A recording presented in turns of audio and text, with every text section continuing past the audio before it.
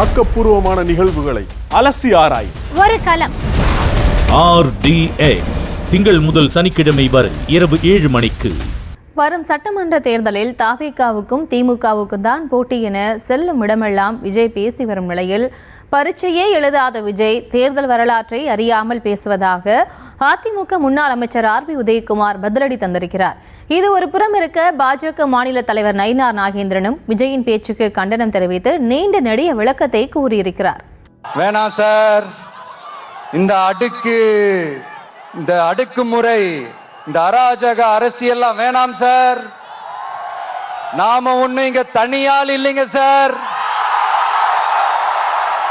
மாபெரும் மக்கள் சக்தியோட பிரதிநிதிங்க சார், மாபெரும் இளைஞர் இயக்கமா இருக்கிறோம் சார். மறுபடியும் சொல்றேன், 2026 ரெண்டு பேருக்கு நடுவுல தான் போட்டியே. ஒன்னு இன்னொன்னு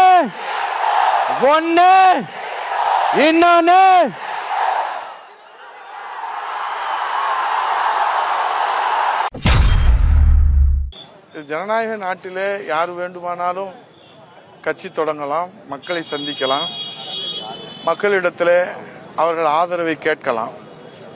ஆனால் இதுவரை 75 ஆண்டுகள் திமுக, 52 ஆண்டுகள் அனைத்து இந்திய அண்ணா திராவிட முன்னேற்ற கழகம், 100 ஆண்டுகள் பாரதிய ஜனதா கட்சி, சுதந்திரம் பெற்ற கட்சி காங்கிரஸ் கட்சி என்று பல்வேறு தியாக வரலாறுகளோடு இந்த மக்களுக்கு சத்துணவு திட்டம் தந்தது, மடிக்கணினி தந்தது, ஆலயங்கள் தோறும் அன்னதான திட்டம் தந்தது, பெண்கள் காவல் நிலையம் தந்தது, அதே போன்று தொட்டில் குழந்தை திட்டம், பெண் சிசு கொலையை தடுக்க திட்டம் தந்தது என்று ஒரு தியாக வரலாற்றோடு தான் அண்ணா திராவிட முன்னேற்ற கழகம் களத்திலே நிற்கிறது.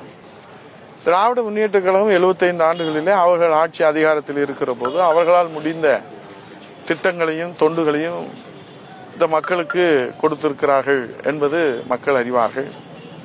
ஆகவேதான் நிரந்தர வாக்கு வங்கிகள் கொண்டிருக்கிற இயக்கமாக இன்றைக்கு அண்ணா திராவிட முன்னேற்ற கழகம் முதலிடத்தில் இருக்கிறது.